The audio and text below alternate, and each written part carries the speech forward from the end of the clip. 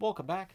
All right, just one game tonight in the National Hockey League, so you get a game board that looks similar to the playoffs, just it's not the playoffs. The only way Utah would meet Toronto in the playoffs would be in a Stanley Cup final. That's some alternate universe I don't know if we'll see this year, but hey, maybe Utah makes a comeback. Maybe Toronto breaks through in the playoffs. Things can happen. So it's Vejmelka versus Wall in this one. Both Nylanders playing for the Toronto Maple Leafs, so kind of a big moment for them. Their first National Hockey League together on the same team. They've played against each other, not with one another. So 18 different forwards used by Toronto in the month of November, dealing with a lot of adversity through injury, and it seems to be galvanizing this team. It seems to have been to their benefit. We'll see if that continues. Holmberg gets shaken up early. He just fell awkwardly towards the boards. It's just one of those awkward plays. He did stay in the game. Utah presses at 2.5 minutes. Sergachev fires one high. Lorentz is denied on a fast break. People finding out that Steven Lorentz pretty good skater. Morgan Riley has a screenshot that's saved as the Leafs press. Put his first name on the board. That's very informal. So yeah, Riley's shot or screenshot saved as the Leafs press. We get a power play for Toronto. There's an early clear, and then they go offside on their next entry. Then there's another clear, so a late cycle. Power plays killed off, just one shot on net. Utah clears. The shots are 5-2 Toronto at 6.5 minutes. Utah presses at 7 minutes. We get a post for Holmberg from the high slot. Alex Nylander's denied on a net drive, so Nylander prominent, playing with his brother tonight. Hayden has a 3-on-2 chance that's blocked. And you could say that of both Nylanders. Hayden has a 3-on-2 chance that's blocked. Cole has a shot that's held as the Utah Hockey Club's looking to get that goal first. Gunther has a chance on a face-off. That's held. Holmberg has a rush chance that's saved. We get a power play for the Leafs. An early clear again. The Leafs cycle. Tavares has a shot that's saved. Tavares to Minton. Near miss there. Stenlund has a short-handed rush.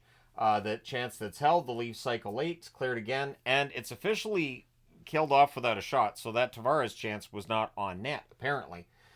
So Utah presses with 6 minutes left. There's more pressure by the Utah Hockey Club with 5 minutes left. Carcone has a shot that's held. In fact, the shots are 10-8 for Utah with 4 minutes left. They have some momentum due to the Utah Hockey Club.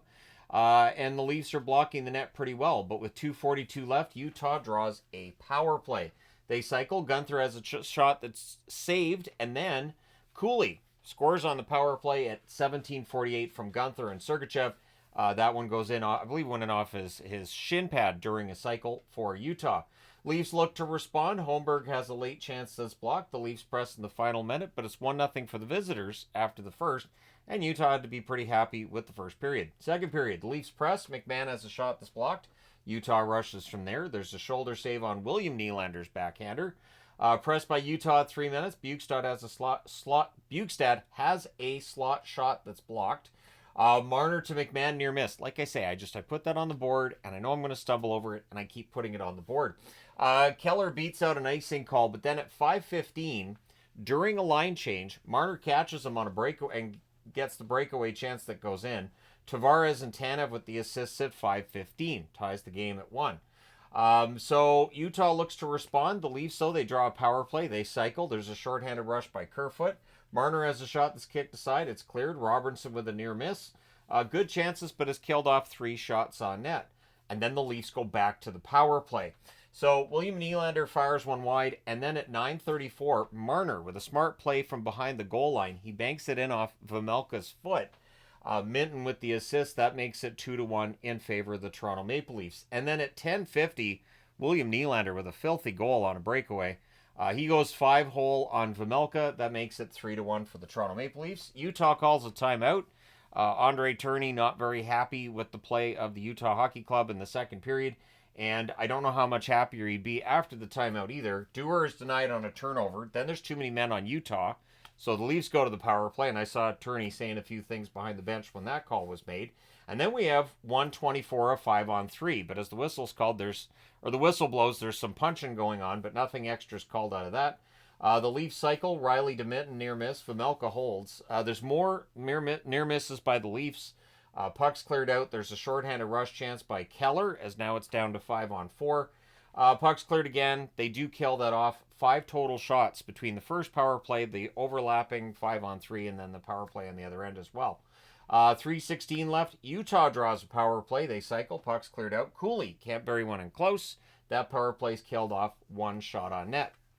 So after the second period, the score's 3-1 in favor of the Toronto Maple Leafs. What's interesting is all the goals tonight were at one end of the rink. So we go to the third period. Early jump for Toronto, but Utah gets some pressure and they score. McBain with a tip in close. Cooley and Kesselring with the assists at 1:51. Utah then presses for the tie. And I thought the Leafs played pretty well in the third period, but Utah had some chances there too. Not bad for a team that's on the second half of a back-to-back. The Leafs press at 4.5 minutes. Marner to Tavares. There's a near miss there. The shots are 3-2 for the Leafs at 6.5 minutes. It's a quieter period than the second period. Not as much action, not as much in the way of rushing. Things are pushy on a hold by Woll. Tavares is denied. The rebound's cleared. Post for Robertson on a rush. Nick Robertson is so snake bit. Trade him to Dallas. The Leafs press at 9 minutes. There's a post for Alex Nylander. It's all Leafs at this stage. Sergachev has a shot that deflects out as Utah gets some pressure with 9.5 minutes left. The shots are 6-3 Toronto with 7.5 minutes left. Kesselring has a shot that's held as Utah's looking to tie it. Carcone's denied and close. The teams exchange rushes. Utah was a post away from tying it during one of those. Tavares has a rush chance that's held. Utah with some pressure with 5.5 minutes left. McMahon's denied on a rush. The goalie pull happens with 1:55 left. Then a hand pass puts the face-off outside the Leaf zone, so you got to put Vejmelka back in the net.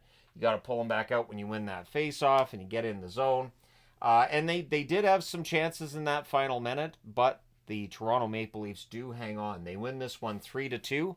They have now won 7 of 8 games without Austin Matthews, who may very well be good to return for them on Wednesday, which is their next game. That's in Florida.